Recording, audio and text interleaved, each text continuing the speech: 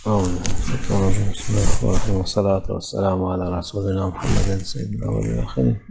مدد يا رسول الله، مدد يا سادة أصحاب الرسول، مدد يا مشايخنا الدستور مولانا شيخ الله فاز حسن شيخ محمد نام حقاني. مدد طريقتنا الصحبة والخير في الجميع.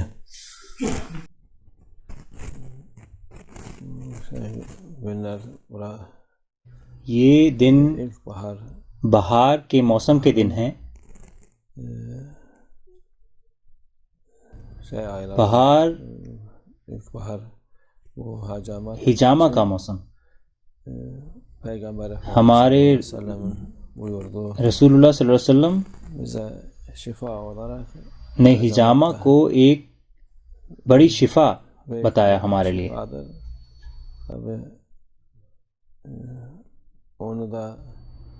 بالکل اس کے کچھ وقت ہیں اور کچھ چیزیں کرنی ہیں جو hमें رسول اللہ صلی اللہ علیہ وسلم نے سکھائی ہیں.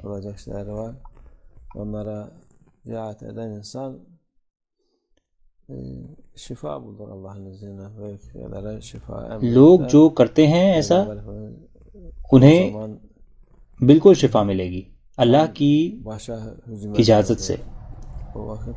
یہ بڑی بیماریوں کا علاج ہے، سب سے بڑا علاج.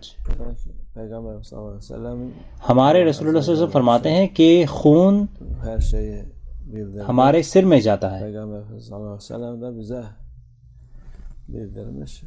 بالکل پرانے وقت میں کوئی اوزار نہیں تھے اور کچھ نہیں تھا جس سے کہ ہم خون کا پریشر یعنی بلڈ پریشر ماپ سکیں.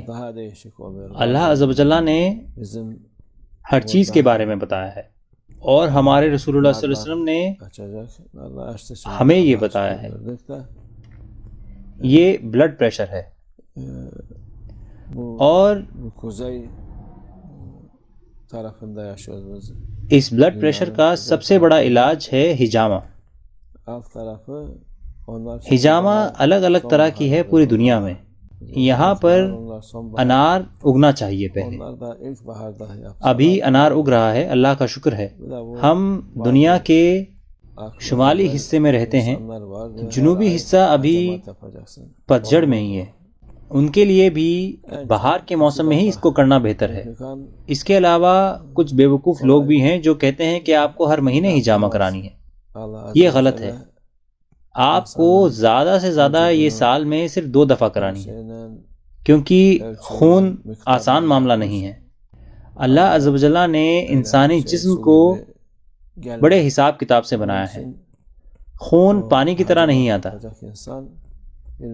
اس لیے جو انسان ہجامہ کرا رہا ہے اس کو یہ پتہ ہونا چاہیے. اور اس کا طریقہ پمپ کرنا نہیں ہے، یعنی کھود کے نکالنا نہیں ہے. اگر آپ ایک پمپ کو کنویں میں ڈال دیں تو آپ چاہے جتنا پانی نکال سکتے ہیں، وہ خون بھی نکال دے گا. یہ صحیح نہیں ہے. پرانا طریقہ ہے وہ چھوٹے کپ کو گرم کیا کرتے تھے، تب برا خون باہر آ جایا کرتا تھا. نہیں تو صاف خون بھی باہر آ جائے گا، جو کہ صحیح نہیں ہے. اللہ کا شکر ہے ایک انسان جو ہمارے رسول اللہ صلی اللہ علیہ وسلم کے دکھائے ہوئے راستے پر چلتا ہے وہ بیماریوں میں نہیں گرتا. بالکل ابھی جس دنیا میں ہم رہ رہے ہیں وہ پہلے کی طرح نہیں ہے.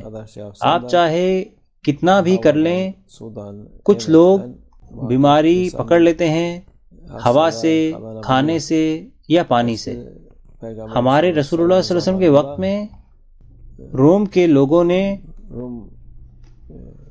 ہمارے رسول اللہ صلی اللہ علیہ وسلم کو ایک ڈاکٹر بھیجا ہدیے کے طور پر. بالکل انہوں نے صلی اللہ علیہ وسلم نے ادب کی وجہ سے کچھ نہیں بولا اور ان کی عزت کی جس سے کہ انہیں برا نہ لگے.